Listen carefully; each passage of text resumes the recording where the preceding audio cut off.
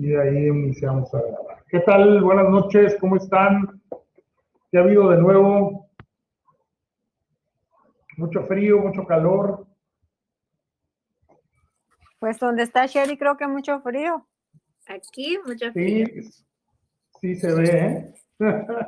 Qué rico. No, hombre, y eso que estamos dentro de casa, pero afuera. Ajá.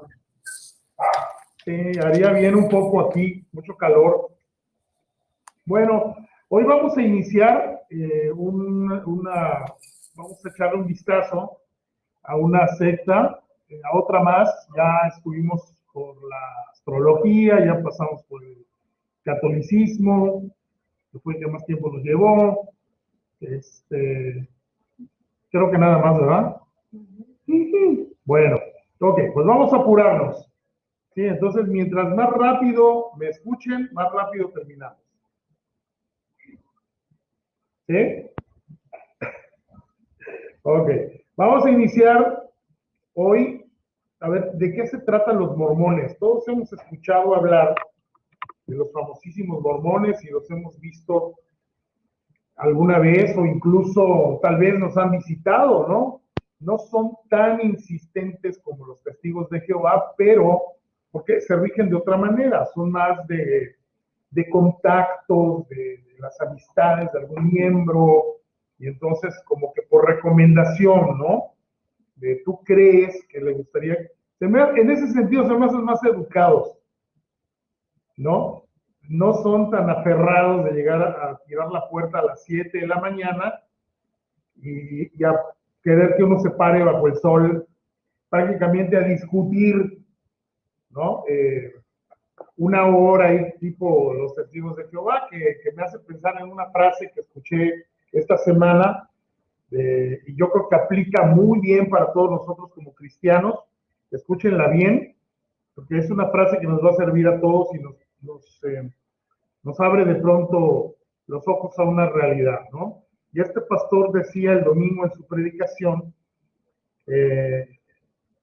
hablando de algunos cristianos que solo les gusta generar conflictos y solo les gusta generar pleitos y largas discusiones para mostrar que tienen la razón, o sea, les gusta ganar. Y él decía que no estamos aquí para... Es que está en inglés, ¿no? ¿Cómo sería to make a point? Es para tener la razón, ¿no? Y él decía, no estamos aquí para tener la razón, estamos aquí para hacer la diferencia. Entonces, no te pongas en esa situación, decía él, ¿no? Y a veces parece que estos grupos que pasan por la casa y toda la cosa es irse con la razón, es decir, jajaja, le gané, pero, o sea, ¿y en qué? Y en el caso de nosotros los cristianos, pues ganar que se convirtió a Cristo la persona, creciste espiritualmente así, va mucho en un momentito, regularmente es infructífero, no pasa nada, ni de acá ni de acá. Entonces, con eso en mente iniciamos hoy. Vamos a orar. Señor, muchas gracias por este tiempo que nos permites tener, estudiar tu palabra, recordar, Señor, enseñanza, recordar el Evangelio y volver a decirlo para nosotros, Señor, tenerlo presente. Lo básico, los básicos, Señor, de la vida cristiana, lo básico del Evangelio, poder hablar de ello. Y, Señor, no permitas que tomemos una actitud de sentirnos más o de sentirnos superiores moralmente y espiritualmente porque hemos creído en ti. Ayúdanos a seguir teniendo compasión, Señor, de los demás, y porque tú también te compadeciste, Señor Jesús, en tu tiempo aquí en la tierra, de los que estaban, dice tu palabra, dispersados como ovejas que no tienen pastor. Ayúdanos a tener esa visión, Señor, de poder llevar el Evangelio, pero de una manera bíblica, de una manera cristiana realmente. Muchas gracias en el nombre de Jesús. Amén. Bueno, los mormones, todos hemos escuchado hablar de ellos, ¿sí o no? Sí. Bueno, ahí se oyó un sí. Estrellita para la que dijo sí. Y ahí dice, Yo. Bueno, muy bien. Curiosamente, hubo un tiempo, y vamos a comenzar diciéndolo, en que a los mormones no les gustaba mucho que les dijeran mormones, sino que se les llamara como el nombre que ostenta su organización, que se llama Los Santos de los Últimos Días. Hay una curiosidad acá, ¿no? Ya se dieron cuenta que regularmente todos los nombres que estos grupos ostentan encajan muy bien para nosotros, ¿no? Porque realmente nosotros, sin el afán de ser altanero, pero realmente nosotros somos los santos de los últimos días, ¿cierto? Nosotros somos los verdaderos testigos de Jehová. Nosotros somos los verdaderos adventistas, porque estamos esperando el regreso del Señor, el advenimiento nuevamente del Señor. Entonces, esta iglesia en realidad, este grupo, este movimiento, se hace llamar los santos de los últimos días, y así es como lo vamos a ver en sus templos. Para ser un verdadero mormón, que tiene una historia muy curiosa, y aquí es donde los vamos a, la historia les va a enganchar un poco, no vamos a usar, no usamos tanta Biblia al principio porque tenemos que contar toda la historia, de dónde surge cada grupo y cómo es que se dan las cosas. Y entonces, para ser un verdadero mormón, cada uno tiene que invertir un año en la obra misionera fuera de su país. Esto era hasta hace un tiempo.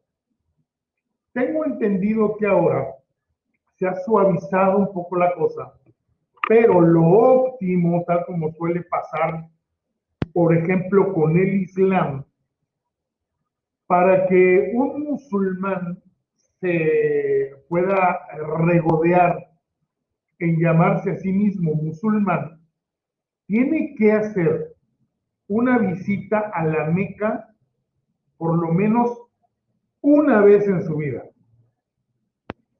O sea, no importa dónde viva, pero lo ideal dentro del Islam es eso. Entonces, dentro del mormonismo suele pasar la misma cosa. Se engancha a los muchachos, a los hijos de familia que ya están en edad, más o menos, y se trata de convencer a los papás. Así me va a entender eso, me suena un poco a palabra de vida, ¿no? Tratan de negociar con los papás de que es necesario, de que sus hijos, para que sean mormones realmente completos y respetables, pues lo ideal es que ellos los apoyen, enviándolos, dejándolos ir, otorgando el permiso, en el caso de que fueran hasta menores, en nuestro caso en México 18 años y en Estados Unidos 21 años, para que les permitan ir a algún campo misionero y prueben, ¿no?, la vida, lo que es estar ahí en la misión, y difundir el mensaje de Morón, ¿no?, que de ahí viene un poco el nombre, y en un momento más les voy a contar de qué se trata. Entonces, ¿y por qué de esta manera? Porque, bueno, a diferencia de lo que suele suceder con los misioneros dentro del ámbito cristiano evangélico, o sea, nuestro ámbito, ya ven que muchos misioneros pueden recurrir a lo que le llaman el sustento, ¿no? Si consiguen que un grupo de 5, 6, 7, 20, 40, 100 iglesias, las que quieran, mensualmente hagan un aporte para esta familia misionera o para el misionero que va, pues él no tiene que preocuparse por nada más que su ministerio, ¿no? Porque sabe que al mes hay un dinero que llega y de esa manera puede suplir sus necesidades. En el caso del mormonismo, no, tiene que ser la familia la que haga el gasto, la que haga el esfuerzo, porque pues la iglesia no, la organización en este caso no suelta el dinero Porque imagínense, ¿no? ¿A cuántos muchachos les tendrían que pagar el viaje, ¿no? ¿A cuántos tendrían que sustentar por lo menos un año? Y así son las cosas. Ahora, ellos se rigen, y esto es, yo creo, me parece por momentos que el mormonismo es un movimiento que la iglesia cristiana, hablo de nosotros, ha tenido así como de no peligroso, ¿no? De no pasa nada, repito, tenemos más así como un pequeño, permítanme usar la palabra, tenemos más bien como un pequeño pleito casado con los testigos de Jehová, por su presencia, siempre fue confundido antes de la pandemia. Yo recuerdo cuando vivíamos en otro barrio, ¿no? De pronto se juntaban como 3 iglesias bautistas diferentes que salían a dar folletos con los testigos y se ponía así como que se cruzaban unos con otros y se volvía hasta pleitazo entre ellos, ¿no? Lo cual no está bien. Entonces, como que los mormones los vemos así de, no pasa nada, pero no entendemos porque no llegamos a estudiar ni interesarnos muchas veces qué es lo que realmente creen. Por principio de cuentas, ¿cuántos de ustedes creen que los mormones se rigen por la Biblia? ¿Cuántos de ustedes tienen esa idea? Yo no. ¿Ok? ¿No? Veo que Aldemir también dice no. Jacir dice no. No. Mi esposa dice no. ¿Puedo ir a salir con mis amigos un rato? No. Dice que no. Y a lo que le preguntan dice no. ¿Vamos a pedir una pizza? Sí. No. Bueno, el punto es que la realidad es que no. Ojo, esto es muy importante, porque es un punto que vamos a ver en muchas sectas. ¿Tienen la Biblia? Sí, y curiosamente, en el caso de los mormones, tienen la Reina Valera, sí, la 1960, la misma que usamos nosotros, la tienen. ¿La usan? Sí, curiosamente, sí la usan, obviamente, de una manera mal interpretada, sacando todo lo que pueden de contexto, y de ahí el predicador, en el caso sus pastores, sacan sus predicaciones, igual que en nuestra iglesia, sacan sus predicaciones, cuando van a las casas, usan versículos de la Biblia de una manera muy inteligente, porque saben que incluso los católicos, aunque no practican la escritura y no les interesa obedecer la escritura, pero desde el momento que uno menciona Biblia, sí, porque el Evangelio según San Juan, ¿no? Ay, San Pancho Pantera, ¿no? Mencionó entonces, de pronto así como que es inteligente esta estrategia porque no causa pues ese rechazo, ¿no? Pero en la realidad, aquí va la cosa, en la realidad y en la práctica, en la esencia misma de la doctrina mormona, ellos se rigen por el famoso Libro del Mormón. ¿Cuántos han escuchado hablar del Libro del Mormón? Ok, el Libro del Mormón es el libro oficial, ¿sí?, de la Iglesia de los Santos de los Últimos Días. Por principio de cuentas, ellos creen, el mormonismo, el mormón cree y enseñan desde sus púlpitos que el Libro del Mormón está a la altura de la Biblia. Es igual inspirado por Dios y tiene, por lo tanto, la misma validez y la misma autoridad para establecer doctrina, enseñanza, normas de vida, hasta reglamentos, si ustedes quieren. ¿Sí?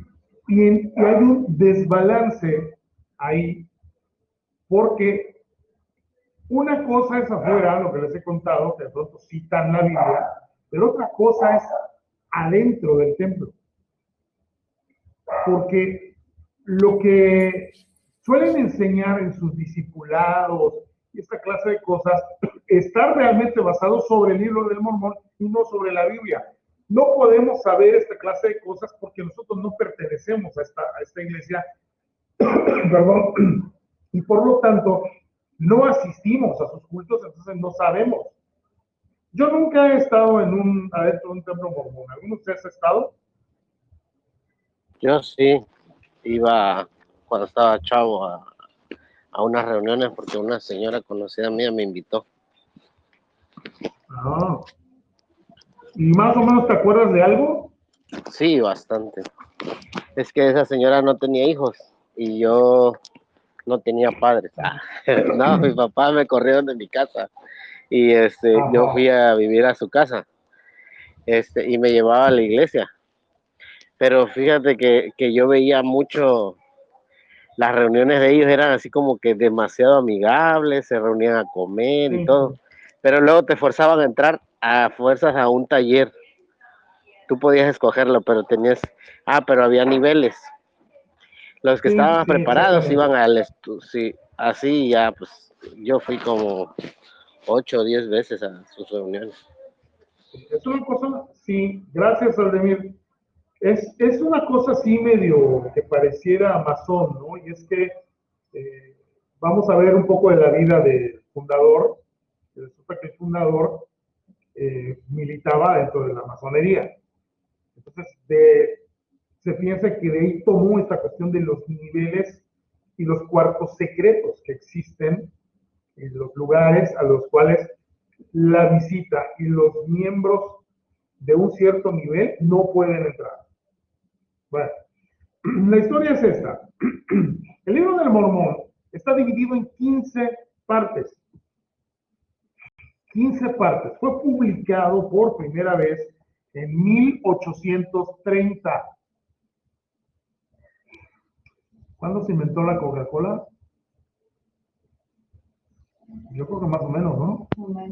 Por lo tanto, el libro del Mormón y la Coca-Cola se llevaban bien. Es que estamos buscando patrocinador para las clases, ¿no? Y este segmento es patrocinado por Coca-Cola, que con el libro del Mormón va muy bien. Bueno, dice 1892. No entendí. 1892. ¿La Coca-Cola? Eso dice. Bueno, entonces fue antes el libro del Mormón. Bueno, 1830, gracias, Casi. Según ellos, este libro, ahora, a partir de aquí, vayan escuchándome con atención, ¿sí? Para entender la historia. Según ellos, este libro cuenta la historia de los primeros habitantes de América cuando se unieron con algunas tribus judías. Se van a ir dando cuenta en el desarrollo de la historia que esto más bien parece un script, un guión de una película de Hollywood, ¿no? Más que la historia de un grupo, ¿no? Y todo esto sucedió, según ellos, después de la confusión de la Torre de Babel. ¿Se acuerdan cuando hablamos del evento de la Torre de Babel? Cómo Dios ahí confundió las lenguas y dispersó, porque todos querían andar juntos. Y Dios había dicho en esa dispensación del tiempo, el mandato había sido ¿cuál? Dispérsense, llenen la tierra, tengan hijos, muchos hijos, el caso es llenar la tierra, pero no, la gente comenzó en ese tiempo a andar así como que en una sola tribu, en una sola lengua, todos andando, todos con todos, y entonces viene el gran evento que no solo fue por estas razones, ¿sí se acuerdan?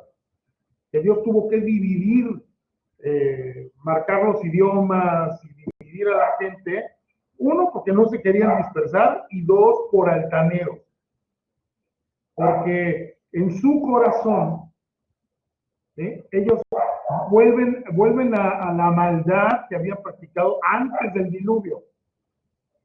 De decir, bueno, ¿y Dios qué? O sea, vamos a hacer nosotros una torre y la vamos a hacer, súper alta, que recuerde nuestro nombre, por si acaso nos dispersar, fíjese, por si acaso nos dispersáramos por la tierra, pues eso será nuestro monumento y que la torre llegue hasta el cielo. Esa es una manera metafórica de hablar, y que la torre llegue hasta el cielo. O sea, obviamente, Dios tuvo que intervenir y parar todo eso. O sea, iban a acabar adorando la torre. No es nada difícil de pensar, dado nuestro corazón, nuestro corachonchito idólatra, ¿sí? Que todos de alguna manera tenemos. Eso es algo, pausa, eso es algo que aún como cristianos, ya como redimidos, como salvos, como lavados en la sangre de Jesús, debemos seguir luchando contra eso. Nuestro corazón idólatra. Pero ¿cómo? Yo ya no le rezo a Santito, que es un santo de este tamañito, ¿no? Son los santos chiquitos, Santito y San Francisco de Asís. Bueno, y no, pero yo ya no le rezo a los santos, yo ya no hago novenario, no hago rosario, etcétera, etcétera. No, es que no se necesita tener un monito físico. ¿Saben que aún como cristianos podríamos estar enamorados? Fíjense, son cosas que yo he tenido que plantearme a mí mismo, ¿eh? No les estoy diciendo algo así como tipo fariseico, ¿no? De hazlo tú, haz lo que, hay una frase que decía, haz lo que yo digo, pero lo que yo hago. No, son cosas que he tenido que evaluar y poner una balanza en mi vida misma. Como cristiano, tú podrías estar enamorado del ministerio, pero no de Dios. Y estar idolatrando el ministerio, no, yo soy pastor, y ser pastor es lo mejor, es la onda, ¿no? Y esto, o soy misionero en tal lado, y estoy enamorado de ser misionero, que ni la llevo bien con Dios, pero qué linda la vida misionera. Idolatran simplemente ministerio. O cosas que Dios mismo les dio, se vuelven en el ídolo, se transforman en el ídolo. Puedes estar idolatrando tu relación, ¿sí? Ay, es que mi esposita, y ay, qué bruto, inmaculada esposa, y digo, yo no digo que no la ames, digo, entonces todo el mandato bíblico es, maridos, amar a vuestras esposas, ¿no? Y no seas áspero con ellas, no me vayas a pegar. Y no seáis ásperos con ellas y esta clase de cosas, pero en ningún momento hay que tener cuidado con esos equilibrios, ¿no? O sea, también puedes acabar idolatrando a tu marido, idolatrando a, que alguien idolatra a su suegra, no lo creo, eso sí, está fuera de discusión. O podrías estar idolatrando a un predicador, cuidado. No, es que ese hermano, qué bruto, tiene la unción, cada cosa que dice, no, palabra de Dios, te adoramos, Señor, levantemos el corazón, lo tenemos levantado hacia el Señor, ¿no? Porque el hermano lo dijo. Entonces, todas esas cosas, dice el libro de los Proverbios, ¿no? Sobre toda cosa guardada, ¿qué tienes que guardar? Guarda tu corazón. ¿Por qué razón? ¿Por qué? Porque engañoso y todo. Que de él mana la vida. Porque de él mana la vida. Exactamente, estrellita todo lo que lo dijeron. Porque de él mana la vida. Cuidado, la vida hablando en un sentido espiritual, se puede atrofiar horriblemente cuando algo comienza a ocupar el lugar que le corresponde a Dios. Cerramos ese paréntesis y continuamos. Entonces, esta gente quiere levantar su torre, iban a acabar adorando la torre, tienen que intervenir y todas esas cosas pasan. Entonces, según los mormones, de toda esa historia, ¿sí?, surgen tribus judías que llegan a América, según ellos. Y entonces, los primeros habitantes de América, que según los mormones son ellos, se hacen alianza con esas tribus judías que llegaron a América dispersas de la Torre de Babel. Bueno, un registro de eso pues no existe, ¿no? Ahora, ¿de dónde sale, de dónde surge el libro del Mormón? Miren, el libro del Mormón es una traducción de algunos jeroglíficos egipcios, o sea, que ya estaban traducidos, o sea, no se tomó Joseph Smith la molestia de traducirlos, sino que simplemente ya estaban traducidos y lo único que hizo fue modificar alguna de estas clases de cosas.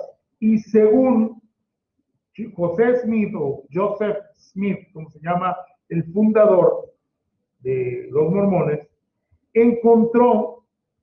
los encontró escritos en planchas de oro en un monte en los Estados Unidos en el año de 1815.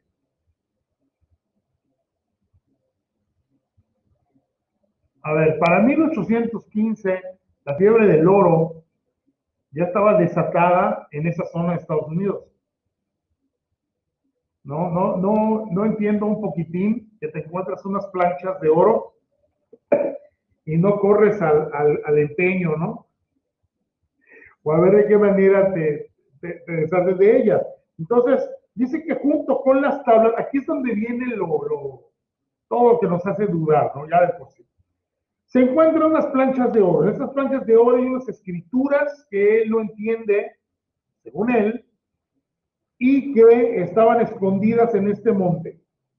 Pero, voilà, o voilà, como dicen en Chile, ¿no? Voilà.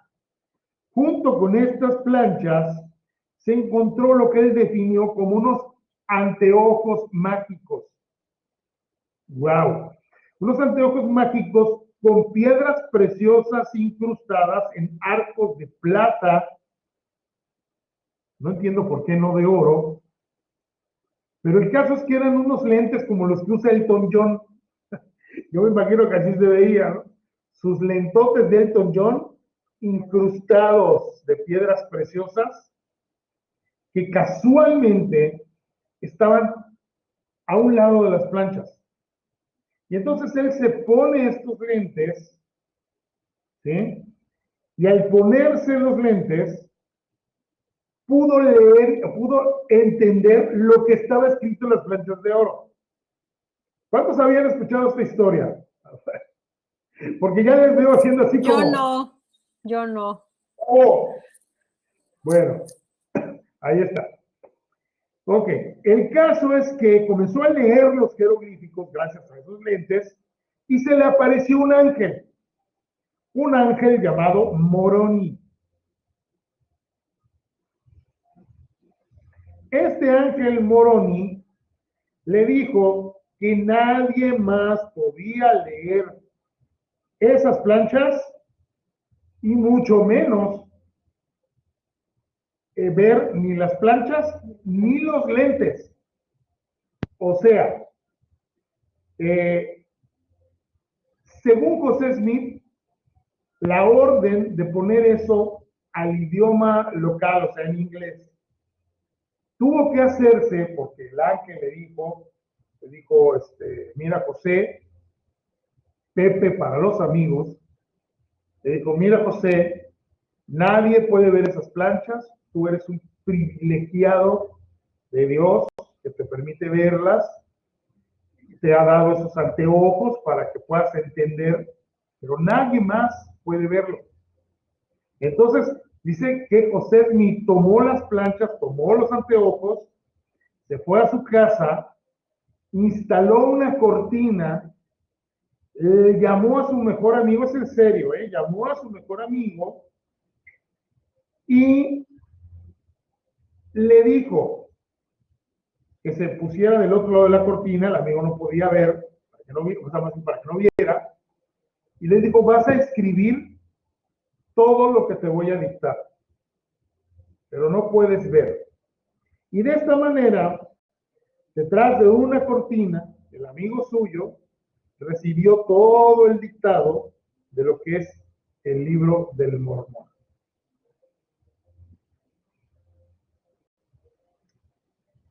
Protagonizada por Tom Cruise y Tom Hanks. Del papel del amigo. Como ¿no? de película. Claro, de película, ¿no? De esa. ¿De qué se trata? ¿De qué va más o menos el argumento del libro del Mormón? Bueno, aquí les va. En el tiempo del rey Sedequías había luchas internas entre distintas tribus judías. Entonces Dios le reveló a un judío piadoso llamado Lehi o Lehi, con H.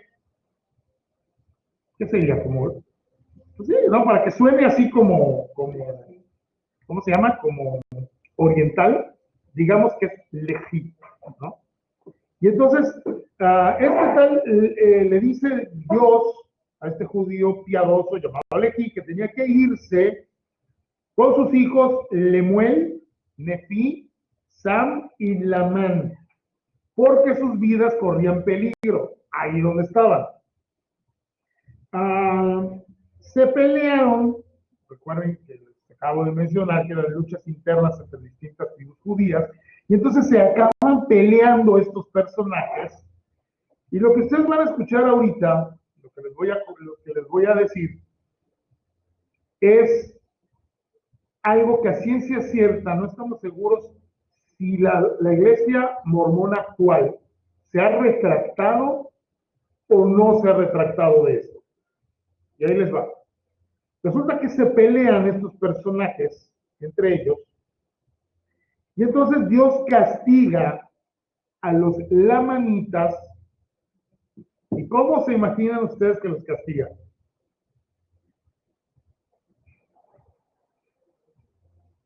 Piel oscura. Y según los mormones, de ahí nacieron los negros.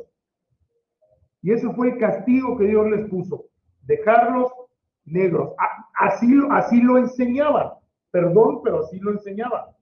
Ojalá cuando esto suba a YouTube no nos vayan a bloquear, pero ojo, no lo estamos diciendo en un tono racista. Les estamos contando cómo surge esto. Y si se han dado cuenta que en un principio los miembros de la iglesia mormona, incluso aquí en México, eran gente blanca. Entonces, tuvieron que abrirse cuando llegaron a Latinoamérica para poder mezclarse, pero yo no sé si ellos siguen sosteniendo esta tontería. Es así como la marca de Caín, que por cierto nadie sabe cuál es la marca de Caín. No me vayan a salir con con esto o con el otro, qué sé yo, ¿no? A ciencia cierta no sabemos. Entonces, dicen, bueno, Dios los castiga a estos lamanitas con la piel oscura, y entonces los nefitas emigran hacia América Central, o sea, llegaron primero a Guatemala, dice que América Central, ¿no? O tal vez llegaron a Nicaragua, no lo sabemos. Y entonces, de ahí, estos nefitas suben a Estados Unidos. Y aquí viene otra de las declaraciones más,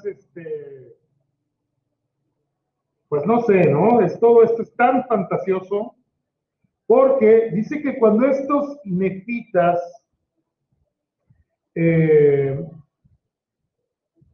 a ver, ¿dónde me quedé? Ok. Luego me perdí. Dios castigó a los lamanitas, ya lo dije, con la piel oscura, pero ahí está, los nefitas, perdón. Los nefitas se miran a América Central, luego se van a Estados Unidos, y entonces estando ellos ahí, estas primeras tribus que llegan supuestamente a Estados Unidos de nefitas, dicen que un buen día se les aparece Cristo. ¿Sí? O sea, el Señor Jesús, ¡pum!, se les aparece en el momento de su resurrección. Porque dicen, cuando Cristo resucitó, viajó a los Estados Unidos y estableció su iglesia. Qué curioso porque, bueno, a Pedro le dijo otra cosa, ¿no? ¿Se acuerdan que ya hablamos de ello? ¿No? Dijo sobre esta verdad que soy yo mismo, yo que soy la roca, edificaré mi iglesia y las puertas del infierno prevalecerán contra ella, y vemos el nacimiento de la iglesia pues judía todavía, en Hechos 2, y más adelante como que en Hechos 16, yo creo, una cosa así. Ya vemos otra cosa, ¿no? Comienzan a aparecer ya gentiles, una iglesia completamente gentil. Pero bueno, eso es otra cosa. Entonces, pero según ellos, no. Jesús resucita, se aparece en Estados Unidos y funda su iglesia con estos nefitas que obedientemente habían obedecido al plan de Dios o a las indicaciones de Dios y habían llegado a los Estados Unidos. Ahora, como es una trama, es todo un plot este asunto, mientras tanto, los lamanitas, o sea, los que fueron castigados por piel oscura, viajaron hacia los Estados Unidos también para vengarse de los nefitas. O sea, ¿ven cuánta maldad le van poniendo encima? O sea, tienen una maldición encima y además son vengativos, ¿no?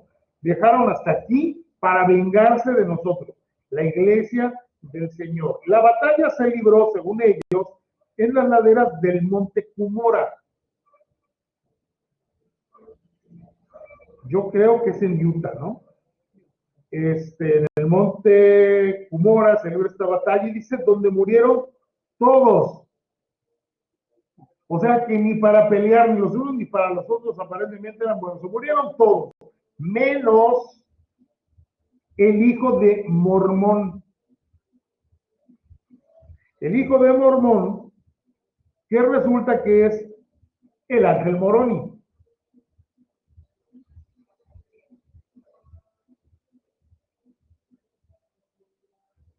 Y en el papel del ángel Moroni, Pedrito Fernández. Ahí está. Entonces, resulta que este sobreviviente que se fue un mormón, resulta ser el ángel Moroni, que es quien escondió las tablas de oro que anteriormente había escrito su padre.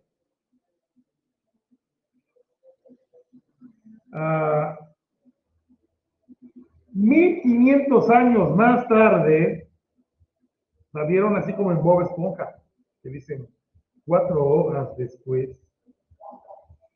No, pero en este caso, 1500 años más tarde, 1500 años más tarde, en forma de ángel, se le apareció a José Smith diciéndole que había encontrado las tablas y bueno, toda la historia que ya les conté de lo que tenía que hacer José Smith con las tablas.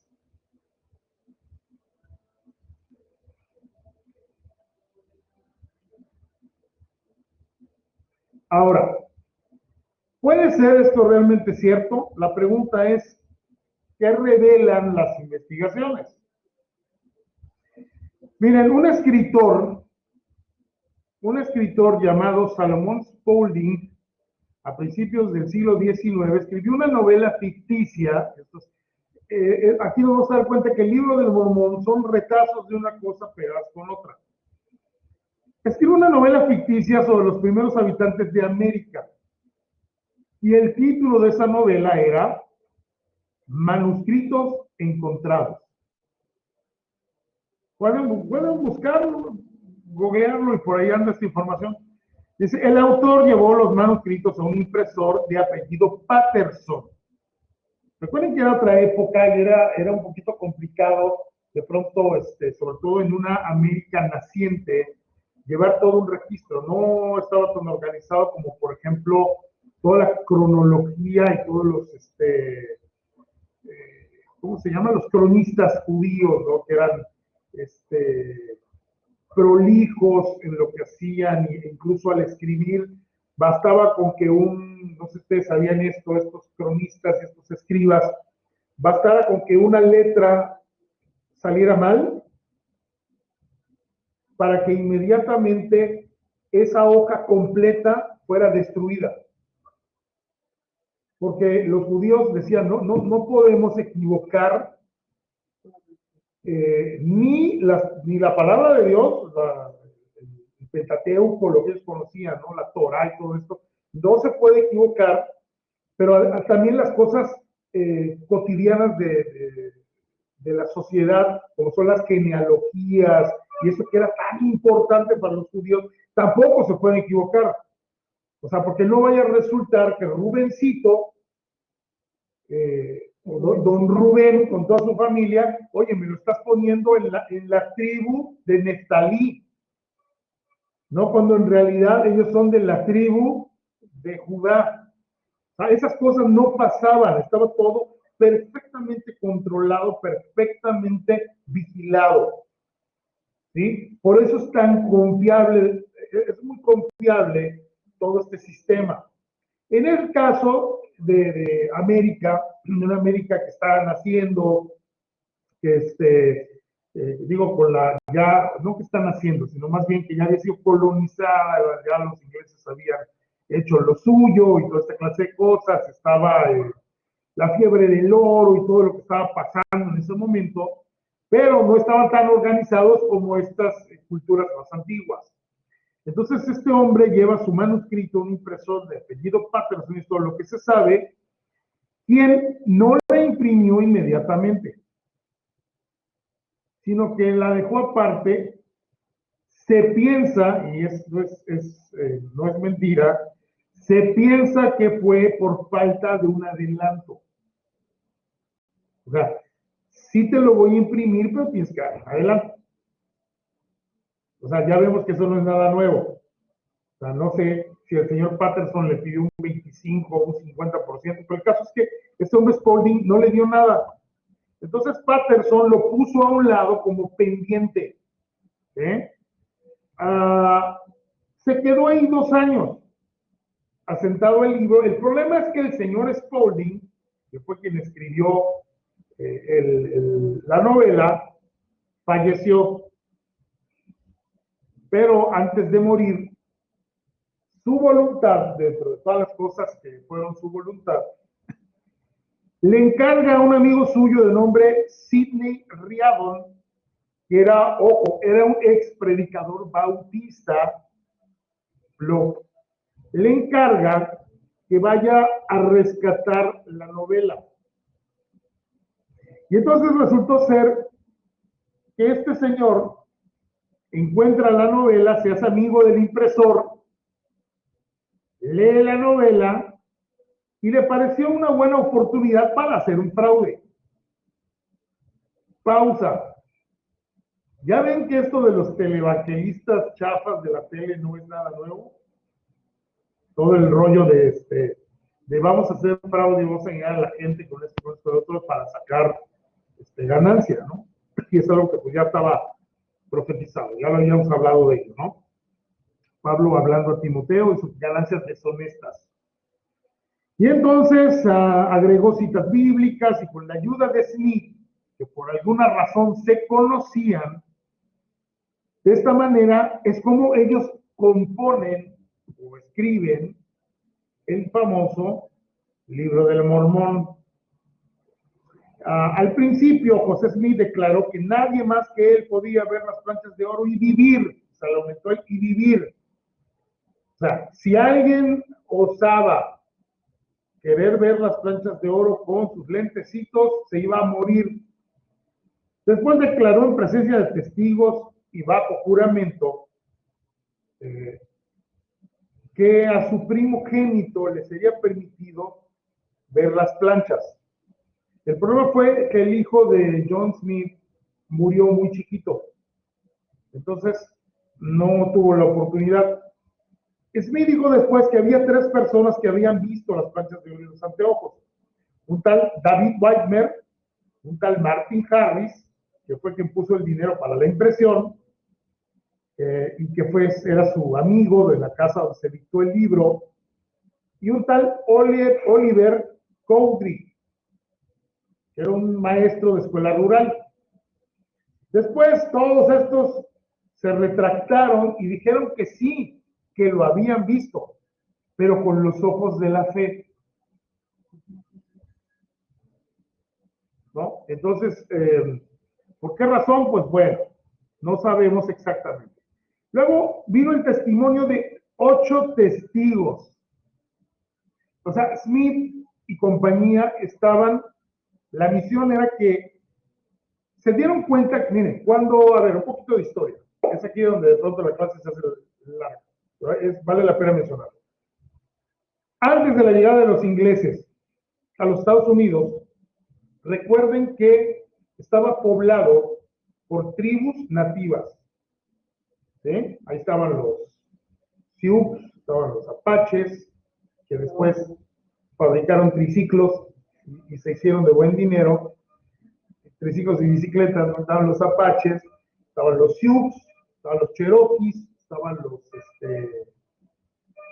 a ver, alguien dígame una más, los Sequoyas, creo, los Chicapús, Los chiricahuas. los Chiricahuas, los Dakotas, los Navajos, ¿no? Y así. Cuando los ingleses llegan, pues ya todos conocemos esa historia, ¿no? De la colonización que se da de una manera brutal y no tan amable, aunque aparentemente fue amable, pero una de las cosas que los ingleses trajeron, porque los que llegaron a Estados Unidos eran pertenecientes a un movimiento evangélico llamado los Hermanos de Plymouth. No sé si han escuchado hablar de este grupo, que después fueron conocidos como puritanos y posteriormente como cuáqueros. De la avena. Inventaron una avena y con eso vivieron, ¿no? Que son estos que se vestían todos de negro con un moñito, los hombres acá, y el típico sombrero cuáquero, ¿no? Se decía puritanos porque para ellos todo era pecado, todo, o sea, ahí está el diablo, y levantaban una piedra, y ahí está el diablo, ¿no? Y si se caía algo de una repisa, ¡uy, ahí está el diablo! Entonces, todo era pecado, todo estaba mal, tenían unas altas normas morales, etcétera, etcétera. Entonces, toda esa generación que nació en tierra americana y que pobló toda esa parte de los Estados Unidos, el oeste, el este, perdón, y que comienzan a correr al oeste cuando se da buscar más territorios, la fiebre del oro, buscar otra clase de vida, el ganado, ¿no? Comienza a florecer todo esto y mucha gente se empieza a hacer de dinero. Pero esta gente, algo que se lleva con ellos a esos lugares, en el caso del oeste, es su fe. Entonces no era fácil engañarlos, porque ellos, digo, buenos cristianos o malos cristianos, pero conocían la Biblia. Entonces, un tipo que llegue y que les diga, miren, fíjense que me encontré unas planchas de oro con unos lentecitos bien coquetos de un cantante que no ha nacido, que se va a llamar Elton John, y ¿saben qué? Resulta que ya los traduje y se me apareció un ángel que se llama Moroni y me dijo que yo tengo una misión y que les tengo que predicar a ustedes y escuchen lo que dice el libro. Toda esa gente le dijo, claro que no. ¿Por qué? Porque habían sido educados en la palabra de Dios. Repito, buenos cristianos, malos cristianos, pero fueron educados de acuerdo a los estándares de la Escritura. Legalistas o no legalistas, pero educados con la base de la Escritura. Entonces, para ellos, la palabra de Dios era lo que se respetaba. Entonces, por esa razón, Smith está en una desesperación de querer mostrar y de querer que la gente de veras crea y sacaba testigos por todos lados que crean que efectivamente un ángel se le apareció y le entregó las tablas esas que encontró y que las tradujo. O sea, ahora entienden por qué la insistencia de John Smith al sacar testigos hasta por debajo de las piedras, ¿no? Y entonces, en el caso de estos 8 testigos que le estaba comentando. El problema es que 5 eran sus parientes, 3 eran sus amigos. Entonces, lo cual lo hacía un poquito más sospechoso, ¿no? Que la gente de pronto creyera, ¿no? Es como cuando yo he afirmado que yo soy guapísimo. Pero yo lo digo porque lo dice mi mamá. ¿Ve? Mi mamá es mi pariente, no cuenta. Y mi esposa a veces lo dice, pero tampoco cuenta. No, entonces, cuando es tu pariente, pues es un poquito complicado, ¿no? Entonces, estos testigos, 5 eran sus parientes, 3 eran sus amigos, y se consiguió que la versión esta, para que amarrara un poco más, tuviera citas de la Biblia, que en ese tiempo era la versión de 1611, que era la versión que se usaba en ese tiempo. O sea, si ustedes creen que la Reina Valera 60 es una antigüedad, es porque no han leído la Biblia traducción de 1611. Entonces, si el libro del Mormón, aquí viene la pregunta, es más antiguo, ¿cómo pueden aparecer citas literales de la Biblia en un libro que José Smith jura que es anterior a la escritura? Tomando en cuenta que la Biblia de 1611 es una traducción. Y se los ilustro de esta manera. Hace unos años tuvimos unos buenos amigos que tenían una congregación y él era pastor y su esposa se autoproclamó pastora también. Fue una historia muy triste, ¿no? La manera en cómo ella comenzó a desplazar a su esposo y prácticamente mucho tuvo que ver en que la iglesia se viniera abajo. No huyan, ¿eh? Veo que ya están comenzando a huir. La historia es buena, no se vayan.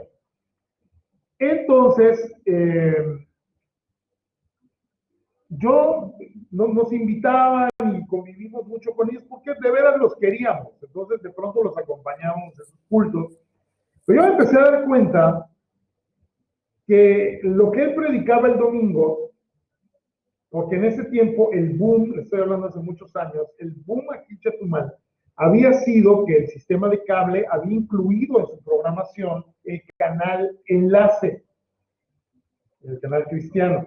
Entonces todos teníamos curiosidad aquí en Chetumal, los cristianos, de ver qué era lo que pasaba en Enlace. Y entonces estaban los programas de Cash Luna, de Guillermo Maldonado, esa clase de cosas.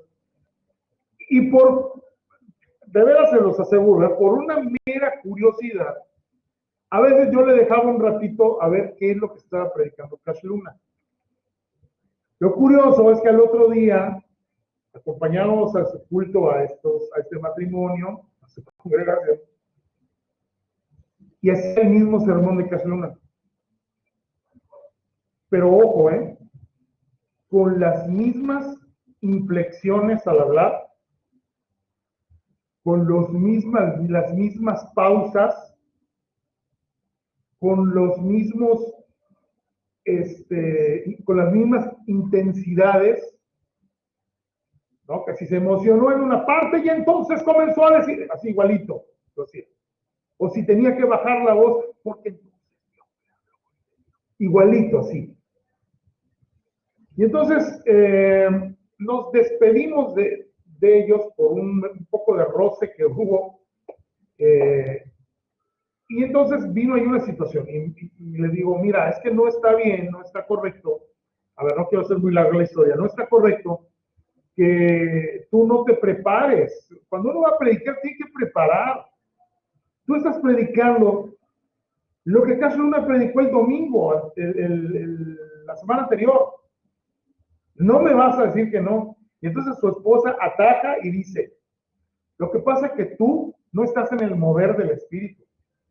¿Qué no sabes que lo que el Espíritu revela a Cash Luna en Guatemala se lo revela a mi esposo aquí en Chetumal?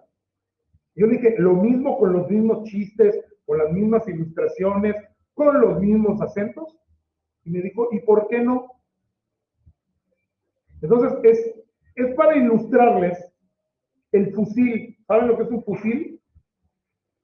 O sea, cuando tú tomas algo que no es tuyo y lo haces pasar como tuyo, te estás fusilando algo. Así se dice aquí en México. Entonces, Joseph Smith se fusila. No los originales, ¿sí? De donde nosotros ahora tenemos la Biblia, sino que se fusila la traducción 1611. Entonces tú dices, a ver, si tu libro es más antiguo, ¿cómo apareció? Me apareció un montón de textos tras textos de la traducción que alguien se sentó a hacer exactamente igual insertada aquí.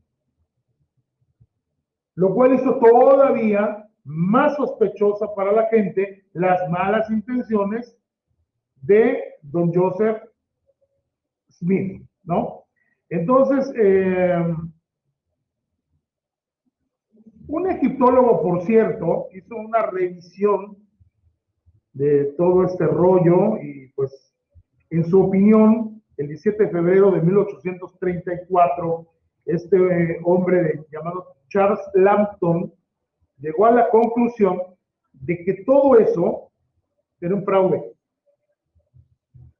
que no había tales planchas de oro y simbolitos y cositas que más o menos Smith le mostró, y llegó a la conclusión de que era un fraude. Según Smith, pasando a otra cosa, ahora, según Joseph Smith, dentro de todas estas revelaciones que él tuvo una más que el ángel Moroni le dio de parte de Dios, y que es una de las cosas que han causado más división dentro del movimiento mormón. Yo no sé si ustedes sepan, pero la Iglesia de los Santos de los Últimos Días no es una sola. Yo no sé cuántas variantes ya sean al día de hoy, pero se han podido contar más o menos una docena de variantes. ¿Por qué vino el primer problema? Por esto que les voy a comentar. De esta revelación que Joseph Smith dice que Dios le hizo llegar a través de Moroni, a él le encantó esta revelación. Y es que según Dios le dijo que podía tener más de una esposa. O sea, la poligamia. Joseph Smith dijo, sí, claro, pero por supuesto, ¿no? Yo no veo por qué un hombre quisiera tener 7 suegras. No lo entiendo, pero en fin, ¿no? Entonces, esta doctrina prácticamente de la poligamia, que tiene una razón de ser, más adelante les voy a decir de qué se trata, le trajo muchos problemas al mismo Smith en ese momento, por todo lo que ya les expliqué, de que la gente estaba educada en un sistema puritano. Por supuesto que no se la creyeron y por supuesto que no veían con buenos ojos que Joseph Smith de pronto dijera que ya tenía otra esposa y que aparte estaba tras otra y tras otra y tras otra y tras otra, porque Dios así se lo había mandado y que podía ser, que estaba disponible para todo aquel que quisiera ser mormón, ¿no? Entonces, dentro del movimiento hace muchos años, la primera fricción vino precisamente por esto. Un segmento de la iglesia mormona desconoció la poligamia y dijeron no que a pesar de ser mormones, no la queremos practicar y no creemos que sea un mandamiento de Dios. El grupo de los cochinotes, por otro lado, dijeron, cómo no, nuestro sagrado líder ya dijo, y hay que hacerle caso al sagrado líder. Y entonces el movimiento se parte. Actualmente, en algunos estados, aunque está prohibida la poligamia en Estados Unidos, pero en algunos estados se han ido a refugiar estos grupos, donde cada uno de esos señores mormones tienen la cantidad de esposas que puedan mantener. Como un dato curioso, no sé, tal vez Aldemir, ¿estás por ahí? Creo que ya no lo veo.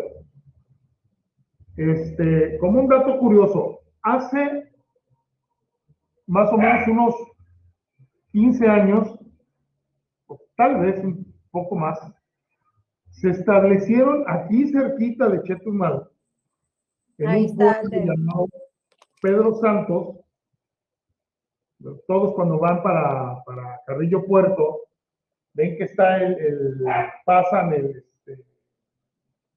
crucero de Buenavista, y en lugar, ya que llegas al final, en lugar de irte para Morelos, doblas para acá, para Carrillo. Y ahí te vas a encontrar con un pueblo que se llama Pedro Santos. ¿A ustedes nunca les llamó la atención, los que pasaron por ahí, ver una gran cantidad de niños y adolescentes rubios como el sol, vendiendo pan y frutas a la orilla de la carretera? ¿Alguien de ustedes lo llegó a ver? ¿No, nadie? Bueno, pues toda esa familia, bueno, toda esa familia, que sin serles exagerado, eran como 25 chamacos, eran hijos de un señor que no se dejaba casi ver, que era un viejo como de 2 metros, así súper barbón.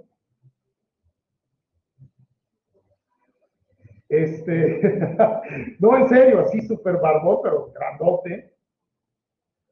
Y tenía aproximadamente como unas 4 o 5 mujeres ahí con él.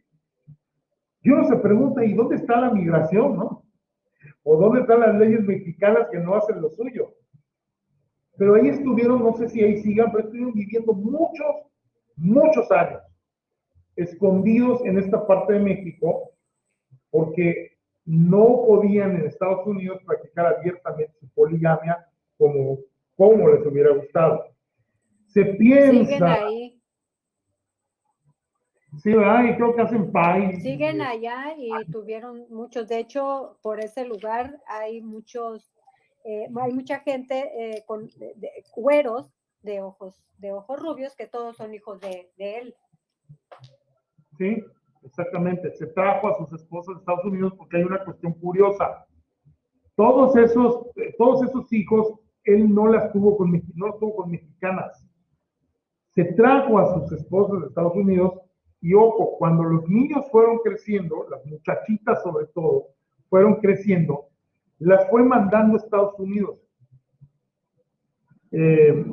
No daba su venia al señor.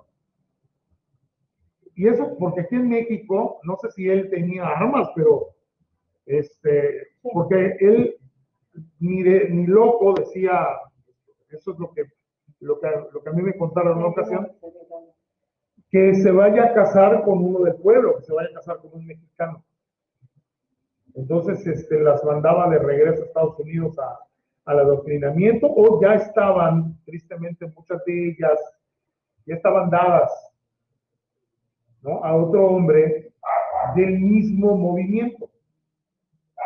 Increíble, ¿no?, que en este siglo XXI tan moderno y con todas sus cuestiones, estas cosas, pues, de alguna manera se sigan viendo, ¿no? Se piensa que Joseph Smith tuvo aproximadamente 40 mujeres, más o menos,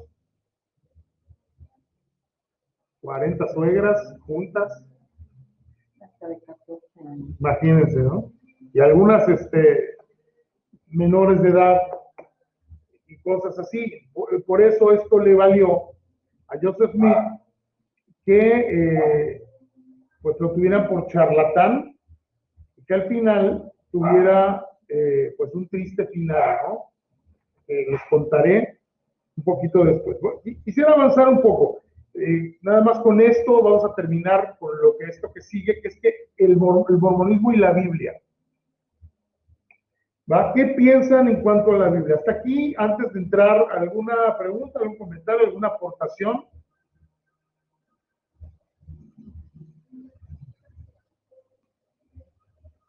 Que son tremendos los mormones. ¿Cómo? Son tremendos los mormones. Sí, pues la verdad sí, son, de hecho, a lo mejor no está bien lo que les voy a decir, pero yo he pensado que más que una secta herética, es una secta erótica, ¿no? Con esa actitud, tan, tan inmoral que de pronto tienen, ¿no? En fin. Bueno, ¿qué piensan en cuanto a la Biblia? Bueno, ellos piensan que la Biblia es la palabra de Dios, yo se los dije en un principio. Sí, la Biblia es la palabra de Dios. Y esto lo vamos a encontrar en la gran mayoría de las sectas, que dicen sí, claro, la Biblia es la palabra de Dios, pero también hay, desde el momento que es, pero también hay un problema, ¿sí? Siempre y cuando, dicen ellos, sea traducida correctamente. O sea, según ellos, la versión 60, que es en la que se apoyan, como que no está bien traducida. Por lo tanto, sostienen que el libro del Mormón es la palabra de Dios también, pero añadido a todo esto, y esto es algo que no sé si ustedes ya conozcan este término, ¿me regalas un poco de agua, por favor? Porque hay mucha humedad en el ambiente, ¿no? Muchas gracias. Este momento es patrocinado por Powerade.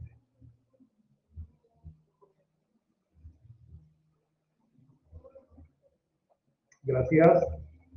Yo no sé si ustedes han escuchado este término, lo van a escuchar mucho porque tristemente muchas dentro de la iglesia cristiana nueva, que es lo que llamamos carismatismo o neopentecostalismo, este concepto que les voy a explicar se cree. Los mormones creen que la Biblia es la palabra de Dios, pero que el libro del Mormón también es la palabra de Dios, que está a la misma altura y con la misma autoridad, pero también creen en esto: revelación progresiva.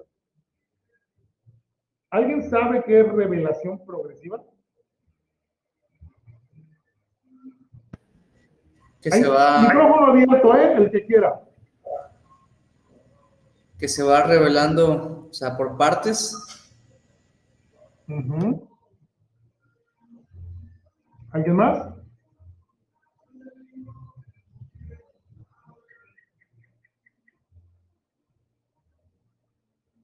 ¿No? Bueno, exactamente. La revelación progresiva se podría definir como que se cree que Dios no ha terminado de hablar. Y en un cierto punto, si lo vemos desde una cierta óptica o desde un cierto ángulo, efectivamente, Dios no ha terminado de hablar. Pero cuando yo digo esto, ¿a qué me estoy refiriendo? A que Dios no ha terminado de hablar, por ejemplo, a tu vida, a mi vida. Que hay un mundo de cosas que todavía Dios quiere tratar conmigo, quiere tratar contigo, quiere tratar con cada uno de ustedes, con todo aquel que de pronto se entrega al Señor Jesús y que es redimido. Obviamente Dios va a trabajar con él y tiene mucho que decir a su vida todavía, ¿no? O sea, a mí Dios me sigue diciendo cosas. Ojo, no estoy diciendo que escucho la voz de la Biblia, o sea, así de aquí no, y Paulino, hola, soy Dios. No estoy diciendo eso.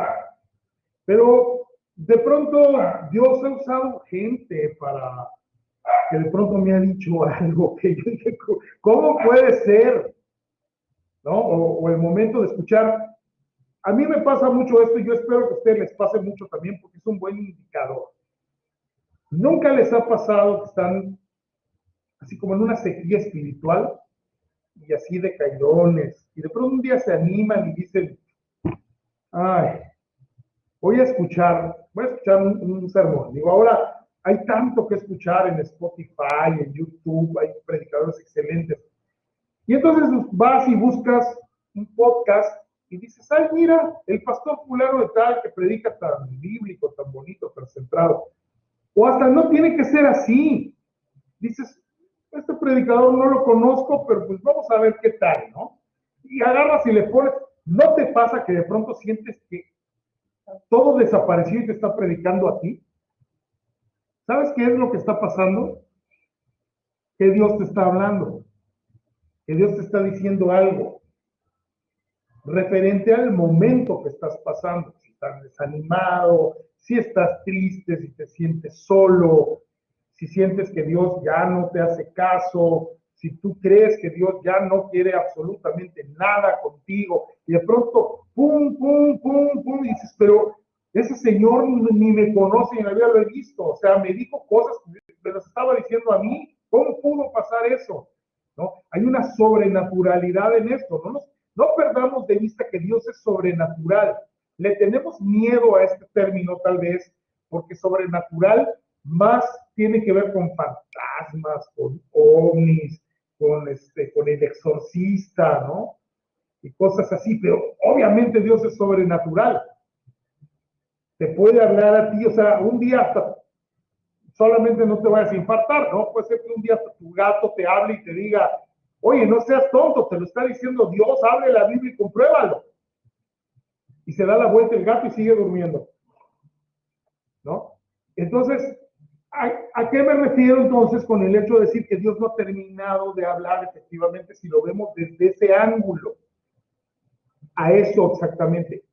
Pero a lo que se refiere el mormonismo y a lo que se refieren los grupos neopentecostales, carismáticos en su mayoría, al hablar de revelación progresiva, es que Dios no ha terminado de hablar en el sentido doctrinal, que Dios no ha terminado de revelar su doctrina, lo cual es impreciso y es incorrecto, porque todo lo que Dios tenía que revelar referente a su persona, a su carácter, a sus atributos, a cómo es su moralidad, a cómo es todo lo que tiene que ver con él, su relación con los hombres, cómo se iba a relacionar con nosotros, el plan de salvación, el nacimiento de Jesús, la muerte de Jesús, la resurrección del Señor Jesús, el nacimiento de la profecía, el nacimiento de la iglesia, el nacimiento de la iglesia, el desarrollo de la iglesia,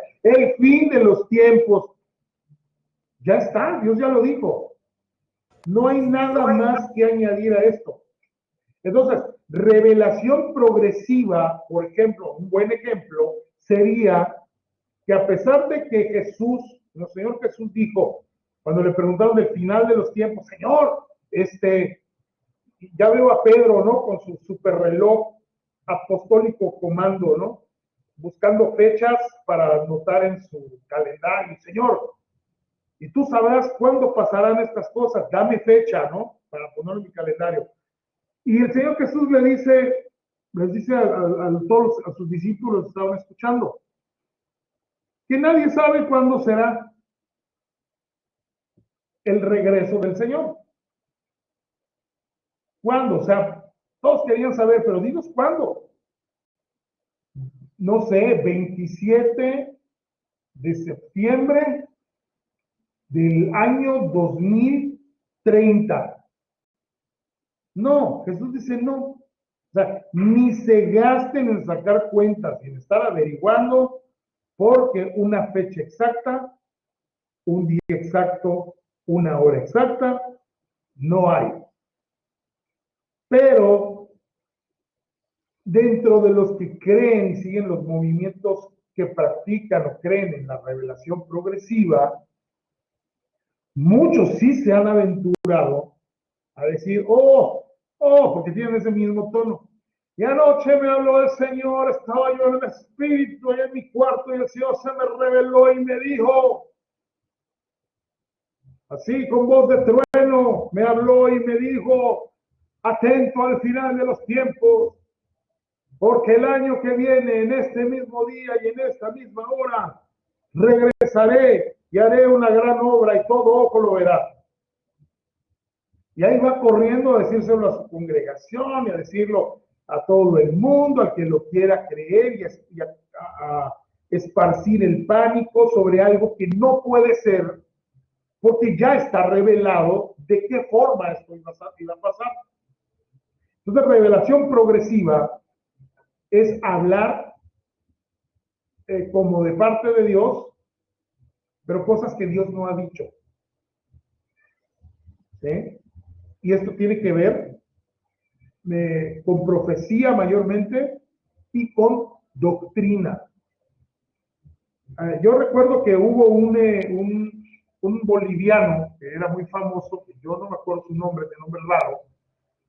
¿Tú te acuerdas cómo se llamaba el tipo este que se subió a un avión y fingió tener unas bombas? Ay. Todos lo admiraban, era un varón de Dios, esa es otra cosa, varón de Dios que habla con poder del Señor y da testimonio y bla, bla, bla, y esto y el otro y aquí y allá. Y cantaba Osmar, una cosa así, Osmar, tal vez alguno de ustedes escuchó hablar de él, esto pasó hace más de 10 años. Y un día este tal Osmar, no sé si yo estaba viendo las noticias, y fue así de, estaba comenzando el noticiero de López Dóriga, cuando dice López Dóriga, vamos al aeropuerto de la Ciudad de México, donde está mi compañero fulano de tal, porque parece que hubo un intento de atentado en el vuelo México-Monterrey, no sé para dónde iba el hombre.